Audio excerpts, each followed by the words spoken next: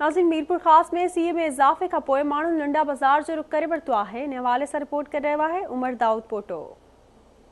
सर्दी में इज़ाफ़ो थियण सबबि शहरी सस्ता कपड़ा ख़रीद करण जे लाइ लुंडा बाज़ार जो रुख कनि था, जिते कपड़नि जा अघ वधीक हुजण सबबि ग़रीब माण्हू लुंडे मां कपड़ो ख़रीद करण जी सघ खां महरूम बणियल आहिनि। इन ही सिलसिले में शहरिन आवाज़ टीवी से ॻाल्हाईंदे चयो त तकरीबन लोग कहते हैं कि माल बहुत महंगा है हमारा, पर ऐसी बात नहीं। जैकेट ये सस्ती है, जुराबे दस्ताने सस्ते हैं और सर्दी की वजह से ये माल आता है। लोग कहते हैं कि टैक्स पे लगता है, टैक्स पे नहीं लगता, बिना टैक्स का माल होता है और कम कीमत होता है और गरीबों के लिए आता है ताकि गरीब खरीदें और पहने।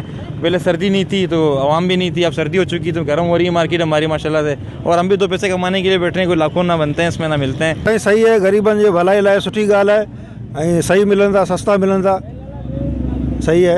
असां हींअर 2 पजामा वरिता आहिनि, शुगु जी वरिता आहिनि गिलम बिलम। एतिरो महांगो न आहे, माण्हू दुकान ते त माण्हू 2000 खां घटि त मिले कोन थी का शइ।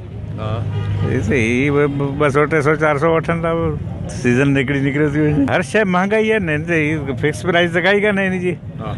जिनकी फिक्स प्राइस है ना वो शइ उन रेट ते कोन मिले। ज़रूरत इन ॻाल्हि जी आहे त डिस्ट्रिक्ट इंतज़ामिया खे घुर्जे त हिन सख़्त सर्दी में गरीब माण्हुनि जे लाइ गरम कपड़नि जा स्टॉल लॻाया वञनि त जे हितां जो गरीब तबिको सस्ते अघ में कपड़ा गरम ख़रीद करे सघे। कैमरामैन बाबू सां गॾु मोहम्मद उमर दाऊद पोटो, आवाज़ टेलीविज़न, मीरपुर ख़ास।